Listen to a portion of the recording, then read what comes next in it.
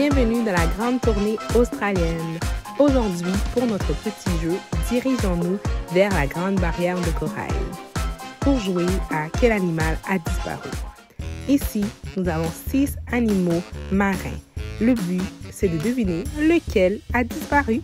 Est-ce que tu es prêt? Allons-y! Quel animal a disparu? Est-ce que tu l'as trouvé? Le poisson globe!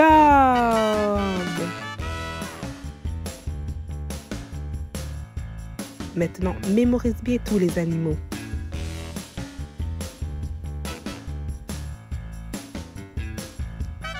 Quel animal a disparu?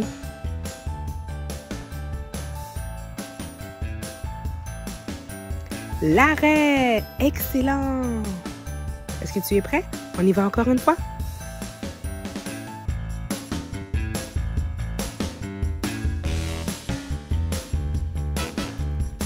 Quel animal a disparu? Est-ce que tu le devines? La pieuvre! Excellent! Ok. Concentre-toi bien. On y va. Quel animal a disparu? Le Bernard l'ermite.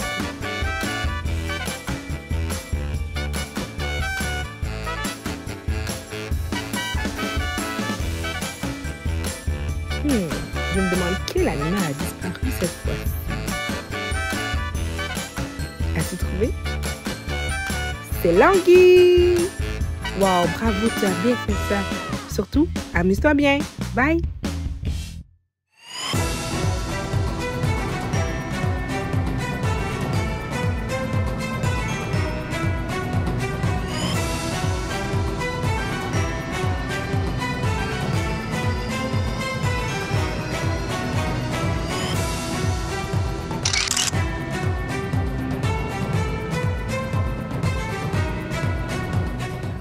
Bienvenue à toi, je suis contente de te retrouver aujourd'hui pour la suite de notre grande tournée australienne. Je suis la chroniqueuse Fanny et je suis le parcours de nos aventuriers. Aujourd'hui, notre visite de l'Australie nous amène à la grande barrière de corail. Par contre, nous ne pouvons pas visiter cet endroit sans notre invité du jour, qui n'est nul autre que l'honorable et la courageuse Beth Yemi. Une main d'applaudissement. Bonjour! Bonjour Beth Yemi, comment tu vas? Ça va bien et toi? Oui, ça va très bien. Je suis contente et honorée de te retrouver aujourd'hui pour cette chronique. Moi aussi, je suis honorée chroniqueuse Fanny. Oui. Donc, nous savons désormais qu'il y a de multiples êtres vivants qui habitent dans cet immense bassin que nous appelons le récif corallien. Oui. Qu'est-ce que tu peux nous enseigner sur cet endroit? Eh bien, chroniqueuse Fanny, d'abord, il faut savoir que la grande barrière de corail, elle est tellement grande qu'on peut la voir depuis l'espace. C'est si grand, oui. Et puis, elle est tellement grande qu'on peut s'imaginer qu'il doit y avoir plein de choses à l'intérieur de cette grande barrière. Eh bien, je vais vous en parler un peu. D'abord, on peut en trouver plus de 1600 espèces de poissons, comme le poisson clown ou le poisson perroquet. Drôle de nom, ouais.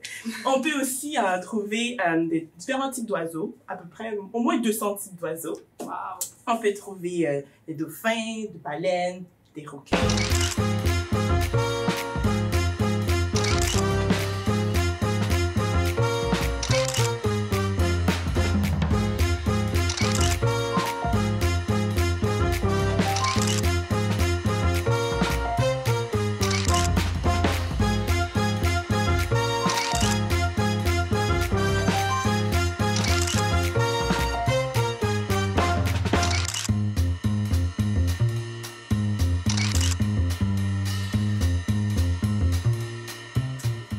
Et aussi, on peut trouver des étoiles de mer et des coraux. On peut trouver des tortues marines et des raies.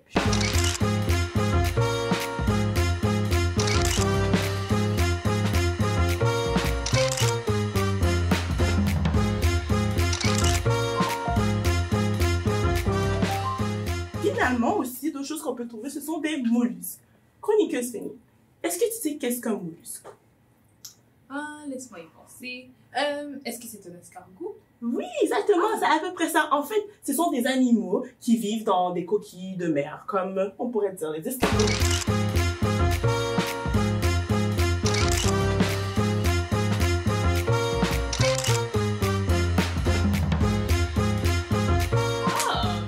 C'est super intéressant. Merci Valérie pour toutes ces nouvelles informations. Eh bien, aujourd'hui, on en apprend beaucoup sur l'Australie. Puis, rappelez-vous, on a aussi appris une autre raison pourquoi Jésus est venu. Donc, nous allons dire la vérité du jour ensemble. Jésus est venu pour te donner une nouvelle vie. Donc, le mot-clé aujourd'hui, c'est nouvelle. Répète après moi. Nouvelle. Donc, lorsque tu fais confiance à Jésus comme ton sauveur, Dieu veut te donner une nouvelle vie. Et Dieu, le Saint-Esprit, veut t'aider à changer ton cœur. Tu ne peux pas le changer tout seul. Aujourd'hui, tu vas entendre l'histoire de quelqu'un qui ne comprenait pas vraiment ce que ça voulait dire, cette nouvelle vie. Et comme à notre habitude, on va répondre à quelques questions pour voir si nous aussi on comprend ce que ça veut dire. Donc, je vais te poser 2 questions et je sais que je ne peux pas entendre ta réponse, mais je veux quand même que tu réfléchisses à ta réponse. Et Valérie, je t'invite à réfléchir avec nous aux 2 réponses à mes questions. Donc, la première sera, est-ce que tu as du mal à être gentil avec ton frère ou ta sœur? Ou est-ce que tu trouves ça difficile parfois d'obéir à tes parents?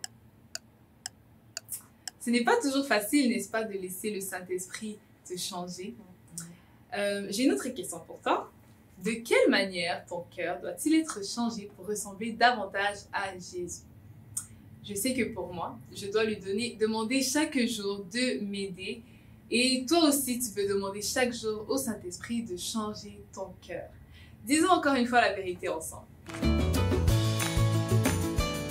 Jésus est venu pour te donner une nouvelle vie. Merci, chers aventuriers, d'avoir été avec nous et surtout, ne bouge pas. La suite de l'aventure continue tout de suite. Et surtout, reste en ligne pour ne pas rater les chroniques de Fénie. À bientôt!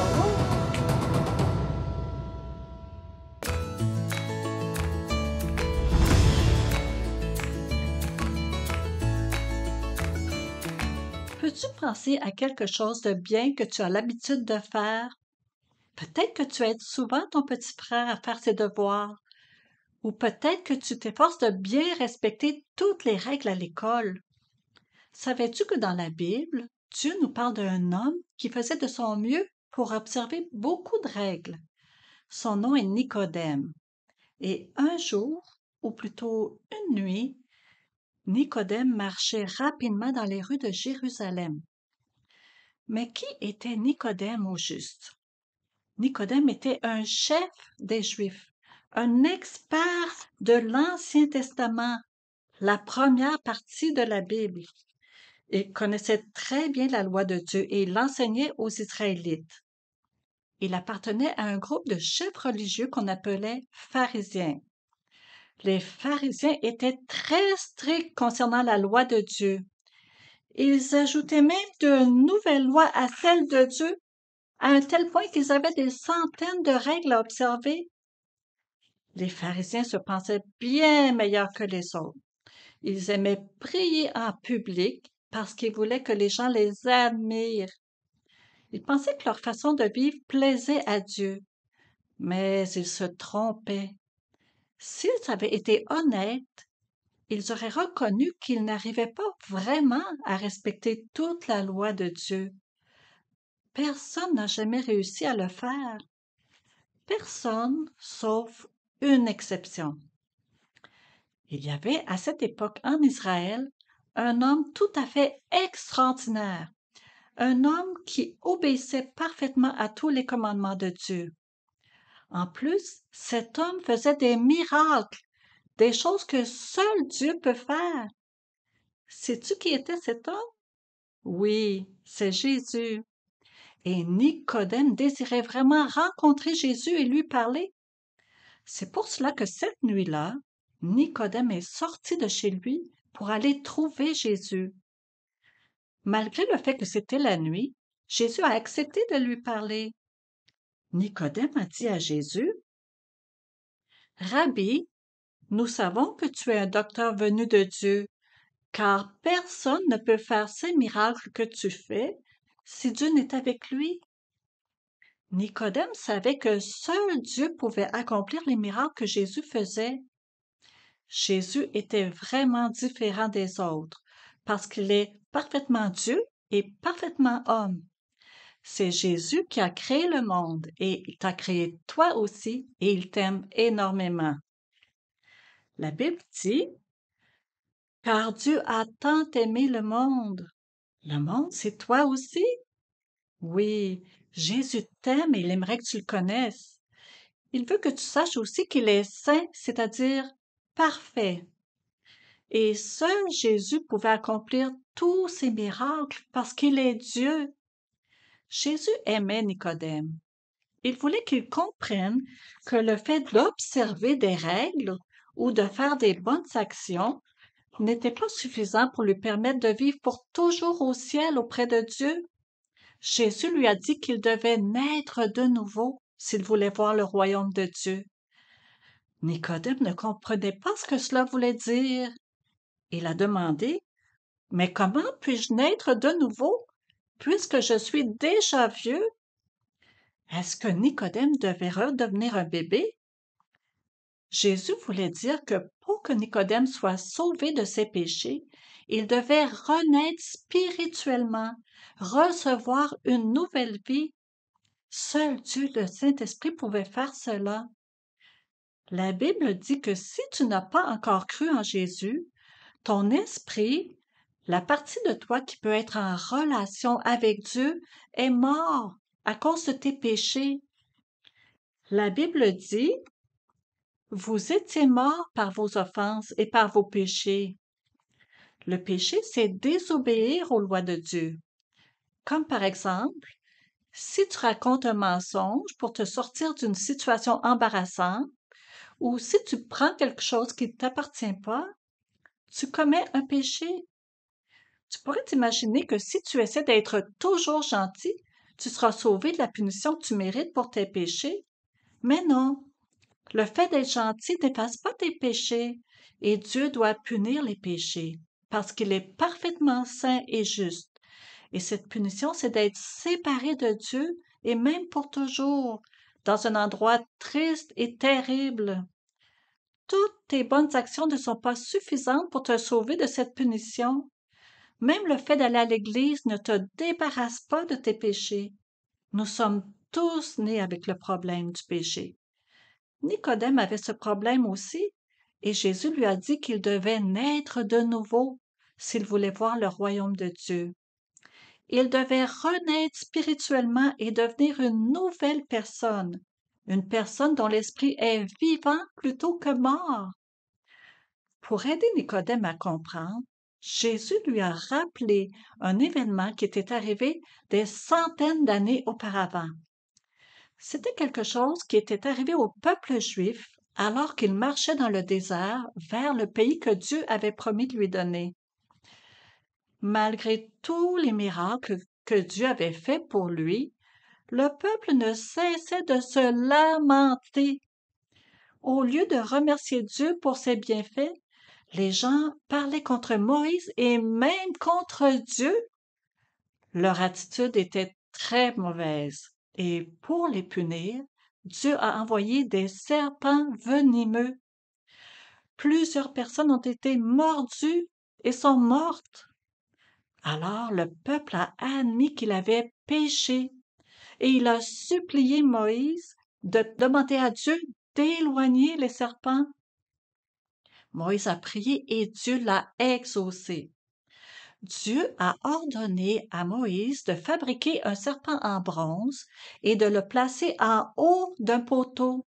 Dieu a dit, « Tous ceux qui auront été mordus et qui regarderont le serpent de bronze resteront en vie. » C'était la seule façon pour les Israélites d'être sauvés. Moïse a suivi les instructions de Dieu. Il a fabriqué un serpent de bronze et l'a placé en haut d'un poteau. Et tous ceux qui avaient été mordus et qui regardaient le serpent de bronze conservaient la vie, comme Dieu l'avait promis. Jésus a dit à Nicodème, Et comme Moïse éleva le serpent dans le désert, il faut de même que le Fils de l'homme soit élevé, afin que quiconque croit en lui ait la vie éternelle. Dans ce verset, le Fils de l'homme, c'est Jésus. Jésus voulait dire que comme le serpent avait été élevé sur un poteau pour que le peuple soit sauvé de la punition de leurs péchés, lui-même, Jésus, allait un jour être cloué sur une croix et mourrait pour nous sauver, nous, de la punition que nous méritons pour nos propres péchés. Jésus a ensuite ajouté, « Car Dieu a tant aimé le monde qu'il a donné son Fils unique, afin que quiconque croit en lui ne périsse point, mais qu'il ait la vie éternelle. » Jésus voulait que Nicodème sache que s'il croyait en lui, il ne serait pas séparé de Dieu pour toujours, mais qu'il naîtrait de nouveau et aurait la vie éternelle. Jésus a tout fait pour que tu puisses naître de nouveau toi aussi. Jésus, qui est Dieu le Fils, a toujours obéi à Dieu son Père. Il est venu dans le monde pour prendre lui-même la punition que tu mérites pour tes péchés et te permettre de recevoir une vie nouvelle. Quand Jésus est mort sur la croix, il a pris tous tes péchés sur lui. Il a été puni à ta place. La Bible dit, « Le sang de Jésus, son Fils, nous purifie de tout péché. » Jésus a accepté de donner son sang et sa vie pour que tu sois pardonné, pour que tu ne sois plus mort dans tes péchés. Et 3 jours après sa mort, Jésus est revenu à la vie et il vit au ciel maintenant. Quand tu crois en Jésus, que tu places ta confiance en lui pour le pardon de tes péchés, tu nais de nouveau et tu obtiens la vie éternelle. C'est cela que Jésus voulait que Nicodème comprenne. Est-ce que Nicodème a cru en Jésus? La Bible ne nous le dit pas, mais certains indices nous font penser que oui. Parce qu'après la mort de Jésus sur la croix, Nicodème a aidé à transporter le corps de Jésus dans un tombeau. Nicodème montrait ainsi qu'il aimait Jésus.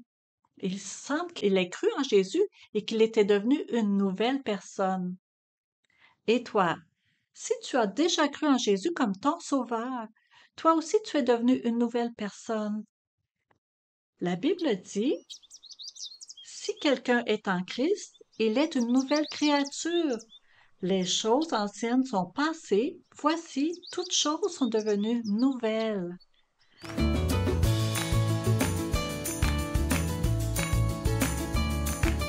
Pense à tout ce que Dieu a fait pour toi lorsque tu as cru en Jésus. Il a pardonné tes péchés. Il t'a donné une nouvelle vie. Il t'a donné le pouvoir de dire non au péché. Et maintenant, Dieu le Saint-Esprit t'aide à changer et à faire ce qui est bien. Remercie Dieu d'avoir fait de toi une nouvelle personne et demande-lui de t'aider à lui obéir.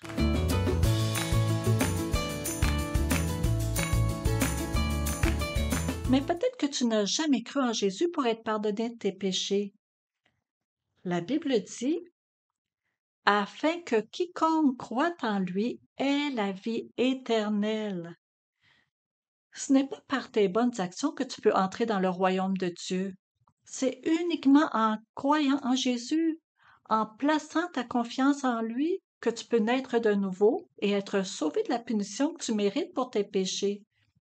Lorsque tu crois en Jésus, que tu places toute ta confiance en lui pour le pardon de tes péchés, ton esprit n'est plus mort, mais tu nais de nouveau et tu deviens vivant spirituellement. Tu deviens une nouvelle personne en Jésus et tu obtiens la vie éternelle. As-tu déjà placé ta confiance en Jésus? Voudrais-tu le faire aujourd'hui? Alors prends le temps de parler à Dieu aujourd'hui même. Dis-lui que tu regrettes les mauvaises choses que tu as faites et demande-lui de te pardonner. Dis-lui que tu crois que Jésus est mort sur la croix pour prendre la punition que tu mérites pour tes péchés et que tu le reçois aujourd'hui comme ton Sauveur et Seigneur. Et demande-lui de t'aider à vivre pour lui plaire.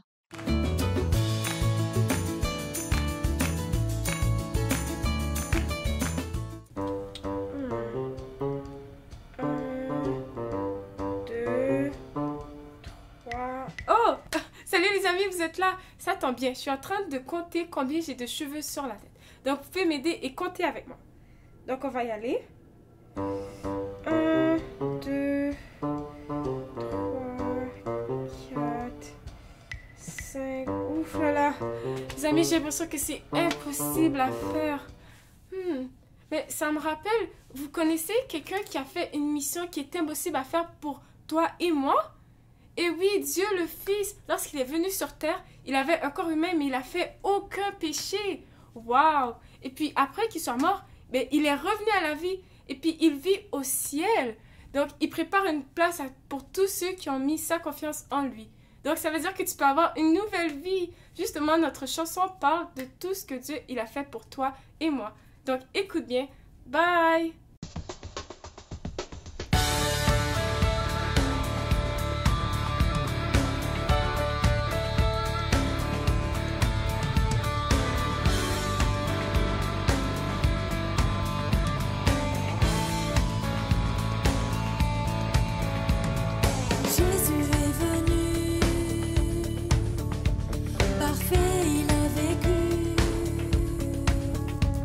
Il est mort sur la croix.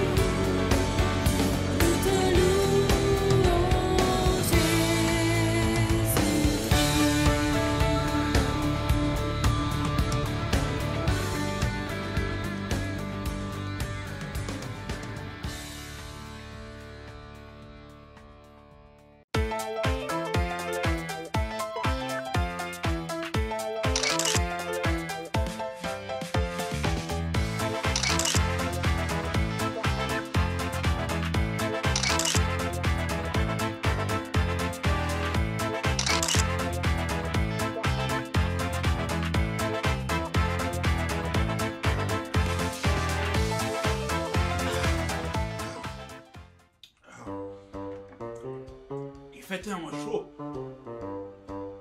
Ah, j'ai vraiment soif.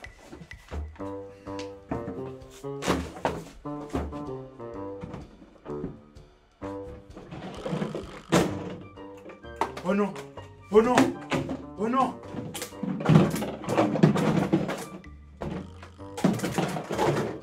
Oh non! Il n'y a plus d'eau! Kimika! Kimika! Vous m'entendez? Kimika! Kimika! Venez immédiatement! Kimika! Kimika! Kimika! Venez seul! Surtout! Toute seule! J'arrive, professeur Bobby. Ça vite! Vous arrivez, juste attends, Kimika. Qu'est-ce qui se passe encore? Ouais, ça. Eh ben, j'ai bu toute l'eau. Oh, calmez-vous, calmez-vous.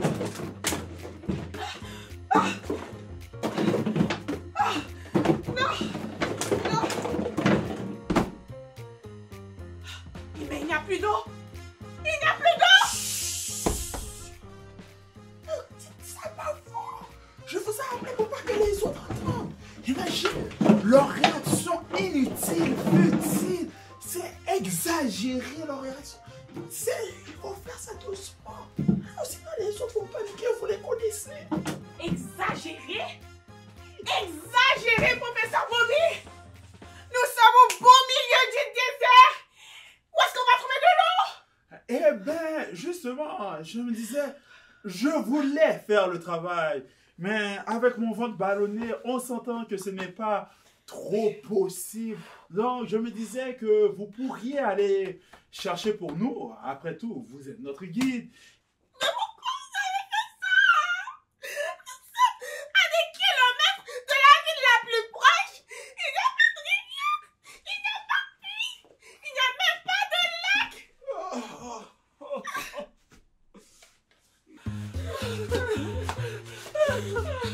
Je vois tout. Vous venez d'où comme ça? Pourquoi vous êtes tout trempé? Est-ce que par hasard vous êtes allé à la barrière de corail sans moi? Mais qu'est-ce que vous dites, professeur? Non! Comme vous l'avez ordonné, nous sommes allés à la recherche de nourriture, professeur! Oh, de nourriture! On n'a rien trouvé! Non! Ce sont des scorpions! Oh, Mais oui, ça, des oui. scorpions. On aurait dû les prendre d'ailleurs. Oh là là, mais Oui, vous aurez dû les prendre, effectivement. Mais justement, c'est pour ça qu'on est trempés. On a fondu sous le soleil chaud du soleil. Oh là là. Mais, professeur, attendez que j'en suis la sueur de mes yeux. Vous semblez bien sec, professeur. C'est bizarre, ça. Ah bon? Oui, Ah ça. bon? Pourquoi vous n'êtes pas trempé? Pourquoi? C'est pas grave tout ça. J'ai pas le temps de discuter. Effectivement. J'ai trop soif. Oui. Professeur, s'il vous plaît. Levez-vous, donnez-nous à boire, s'il vous plaît. Oui. Donnez-nous à boire, professeur. Oui, effectivement. Oui, tout à fait. Mais non, ça va pas être vraiment possible. C'est un peu compliqué. Mais non, professeur Bobby, c'est pas compliqué. C'est même pas difficile. Vous avez juste à vous lever de vos pieds. Oui. Pour qu'on voit l'igloo. Oui. Et ensuite, vous ouvrez l'igloo. Oui. Et puis, vous nous donnez à boire, c'est tout. Oui, ce que tu dis sont très très logiques. Mais tu vois, la réalité n'est pas pareille. Tu vois, vous voyez, c'est un problème de ratio, oui. Un problème de ratio. Vous savez, la quantité d'eau consommée, il faut faire attention. Professeur, on n'a pas bu depuis hier soir. On est en train de fondre sous le soleil chaud et brûlant, professeur. S'il vous plaît, ils sont déjà déshydratés, professeur. Oui, je comprends, mais... Le professeur a tout bu. Quoi? Vous avez bu tout l'eau? Oui, il a tout bu. Non, professeur, pourquoi? Et vous avez essayé de nous le cacher. S'il vous plaît, on se calme, mesdames. Jusqu'à la dernière goutte.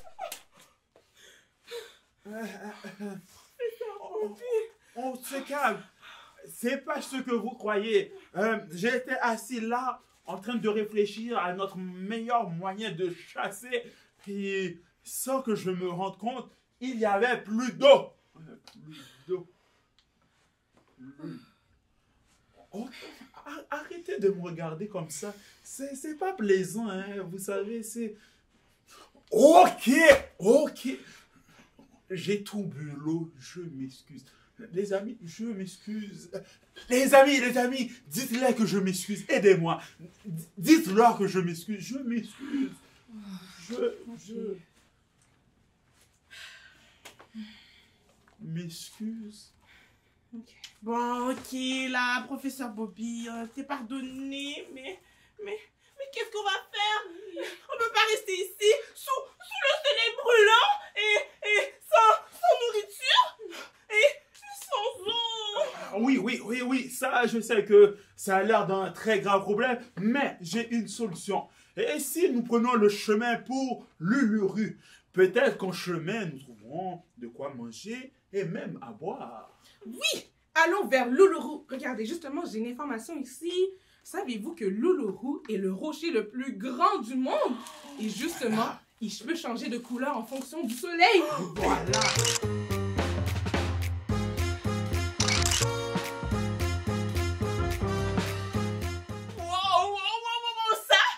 Ça, c'est vraiment un endroit paisible. Et voilà. Ça a l'air dangereux. On y va!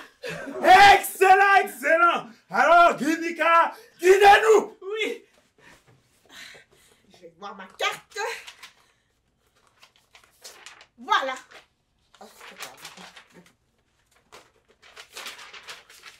Voilà. Ah, c'est possible. Ah, parfait. Oui. Allons-y là-bas. Allons-y, c'est bon.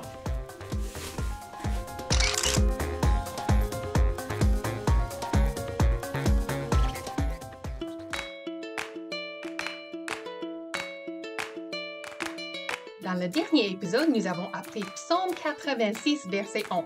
Disons-le ensemble. Seigneur, montre-moi ta volonté. Alors, je t'obéirai fidèlement. Mais disons-le encore une fois, mais attention, cette fois-ci, les kangourous vont traverser. Donc, quand tu vois le panneau, il faut arrêter de dire le verset. Et quand ça descend, tu peux continuer à dire le verset. Est-ce que tu es capable? Je pense que oui. Seigneur, montre-moi ta volonté. Alors, je t'obéirai fidèlement. Ah, bravo! OK, encore une fois. Seigneur, montre-moi ta volonté. Alors, je t'obéirai fidèlement. Est-ce que tu as pu le faire? OK, une dernière fois, je pense. Seigneur, montre-moi ta volonté. Alors, je t'obéirai fidèlement. Excellent, c'est très bien fait. Maintenant, tu vas te souvenir de ce verset. Jésus est venu dans ma vie. J'ai accepté le Seigneur Jésus-Christ avec ma monitrice d'école du dimanche. Je me rappelle qu'à chaque fois qu'elle lançait l'invitation, je levais la main pour l'accepter. Mais c'est en grandissant, vers l'âge de 8 ans, que j'ai vraiment compris le message du salut et j'ai compris que j'étais un enfant de Dieu pour toujours. Et depuis ce jour, Jésus a tout changé dans ma vie. Il a changé mon cœur et mes pensées. Et quand ma monitrice nous enseignait la parole de Dieu, eh bien, je comprenais le message de la parole et je savais ce que Dieu voulait que je fasse et je voulais vivre pour lui.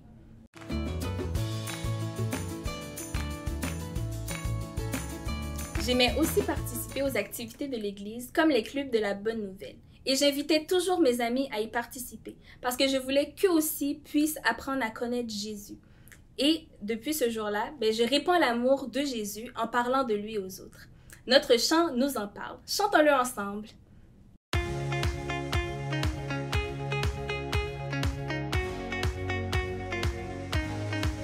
Ma coupe est pleine, elle se répand. Son amour, sa bonté m'accompagnent en tout temps. Je suis ses mains, je suis ses pieds, pour donner l'amour de Jésus au monde entier. Tout ce que je dis, tout ce que je fais, je vis pour toi chaque journée. Tout ce que je dis, tout ce que je fais, je vis pour toi chaque journée. J'étais aveugle, maintenant je vois. Je dis à tout le monde ce qu'il a fait pour moi. La grâce de Dieu m'a entouré. Il est venu dans ma vie, il a tout changé. Tout ce que je dis, tout ce que je fais, je vis pour toi chaque journée. Tout ce que je dis, tout ce que je fais, je vis pour toi chaque journée.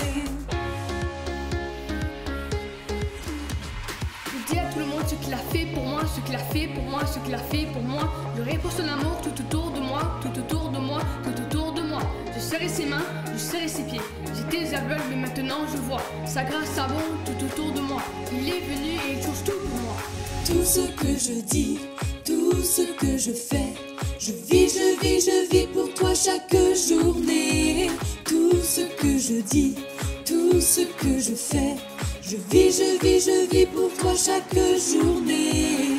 Tout ce que je dis, tout ce que je fais, je vis pour toi chaque journée.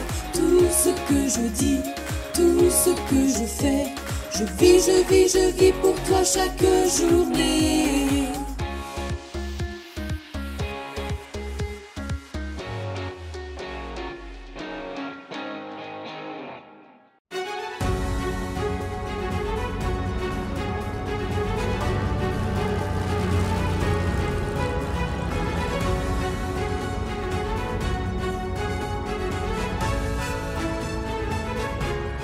Dans le dernier épisode, on a vu que Eugène, le frère de John, était décédé parce qu'il avait attrapé la fièvre typhoïde. Et John, il se questionnait énormément de ce qu'il allait faire plus tard, car il n'avait pas encore décidé quel métier choisir. Mais au moment des funérailles de son frère, John avait décidé une chose. Il avait décidé que peu importe le métier qu'il allait faire, il allait prendre ce métier pour faire la différence dans la vie des autres. Eh bien, John, il a décidé de suivre les traces d'Eugène. Et alors, il a commencé à travailler pour le service de l'éducation en tant qu'enseignant apprenti. Et cela, ça veut dire que John, il était comme un stagiaire. Au lieu de rester sur les bancs d'école pour apprendre toute la matière, il pouvait aller d'école en école pour pratiquer à devenir un enseignant. Donc, à ce moment-là, il pouvait préparer des leçons pour enseigner aux étudiants et aussi, il était supervisé par un autre enseignant. Et ça faisait vraiment l'affaire de John, car il n'aimait pas vraiment rester assis et étudier pendant des longues heures. Et en même temps, John pouvait vraiment acquérir beaucoup de compétences. Ensuite, il allait juste à passer un examen final pour pouvoir être certifié en tant qu'enseignant. Donc, il était vraiment un enseignant apprenti. Donc, John aimait énormément cette nouvelle formule. Il n'avait aucun mal à réussir tous ses examens. Puis maintenant, il avait eu son certificat, mais on lui a attribué à l'école d'Hazelwood. Donc, c'est une petite ville qui est dans le sud et c'est vraiment très loin de où est-ce qu'il habite présentement. C'est à 160 km de Breakbrook. Et c'était très difficile pour John de savoir qu'il devait encore une autre fois déménager. Mais John cherchait toujours un moyen pour servir les autres. Donc, il s'est dit, OK, alors, là-bas, à Hazelwood, je vais sûrement trouver des personnes à qui je peux servir et aider aussi. Donc, arrivé dans la campagne d'Hazelwood, John, il a trouvé un moyen de venir au service de la communauté là-bas. Donc, il a décidé de mettre sur pied un programme pour les enfants du quartier. Donc, de nombreux enfants ont pris part à cette activité-là. John, son but à lui, c'était vraiment de parler de Jésus aux jeunes de ce quartier-là. Et John, il était vraiment étonné de constater que les enfants n'avaient jamais comme l'habitude d'aller à l'église et même que certains d'entre eux n'avaient jamais même vu une Bible. Donc, John était comme « Ouh, OK, comment je vais faire ça? » C'était vraiment un très grand défi pour John. Il se posait plein de questions. Il se demandait « Mais comment je devrais bien les enseigner pour qu'ils puissent bien comprendre. John ne voulait pas simplement chanter des chants et faire des jeux avec eux. Il voulait vraiment les parler de la parole de Dieu. Et pendant que John il essaie de réfléchir à tout ça, il aimait aller aussi prendre des longues promenades en vélo dans les belles plaines d'Hazelwood. Et un jour, pendant qu'il profitait d'une de ces promenades pour contempler le magnifique paysage, John commençait à réfléchir. Il réfléchissait aussi pour savoir comment parler de Jésus aux enfants d'Hazelwood, mais il prenait aussi un temps avec Dieu, mais aussi ce qui sonnait, mais qu'est-ce que Dieu veut que je fasse? Parce que ça fait quelque temps, il sentait comme en lui que Dieu lui demandait de devenir un pasteur. Mais John n'était pas vraiment prêt à ça. Parce que pour ça, premièrement, pour devenir pasteur, il savait que il fallait vraiment avoir de longues études. Et John, est-ce qu'il aimait l'école? Non, John n'aimait pas l'école. Et c'est pas juste ça. Non seulement qu'il avait des longues études, mais ça allait coûter beaucoup d'argent. Et l'argent, John, il n'en avait pas. Et John, il commençait vraiment à prier pour savoir, Seigneur, mais qu'est-ce que tu veux que je fasse? Et il demandait à Dieu de lui montrer. Mais qu'est-ce que vous pensez? Quelle voie que vous pensez que John va suivre? Bah, si tu veux savoir, je t'attends dans le prochain épisode.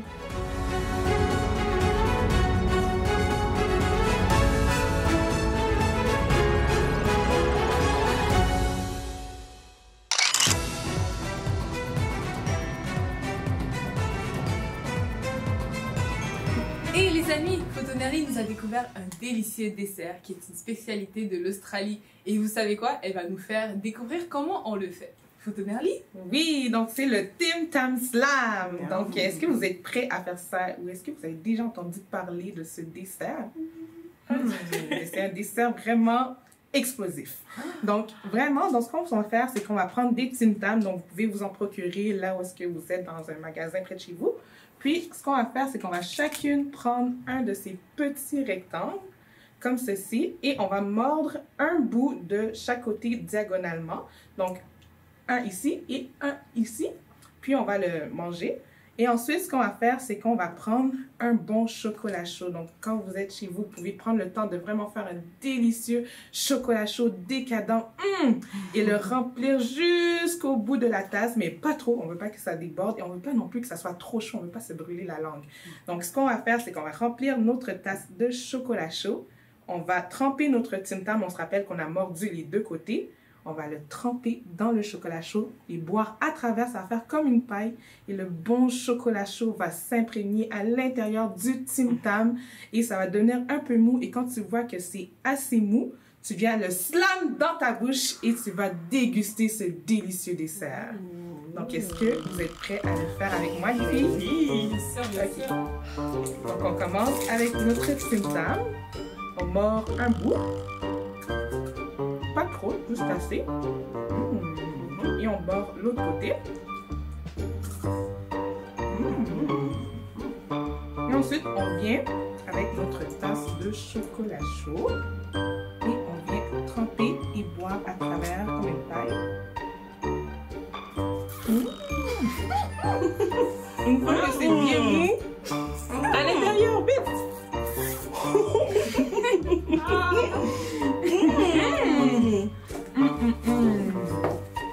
C'est bon! C'est vraiment un dessert merveilleux que les Australiens ont inventé. C'est délicieux. Mais j'allais oublier, les amis. N'oubliez pas de faire votre trousse de l'aventurier, de vous la procurer. À l'intérieur, il y a les instructions sur comment faire d'autres collations, mais surtout le Tim Tam Slam. Puis, à l'intérieur de votre trousse, il y a aussi le carnet d'activités. Donc, vous pouvez faire les activités pour les épisodes 3 et 4. Donc, amusez-vous bien et à bientôt. Bye! Moi aussi! Votre attention, s'il vous plaît. Nous traversons une zone de turbulence. Veuillez regagner votre place et rattacher votre ceinture de sécurité. Mais ne vous inquiétez pas, nous allons arriver sains et saufs pour le prochain épisode.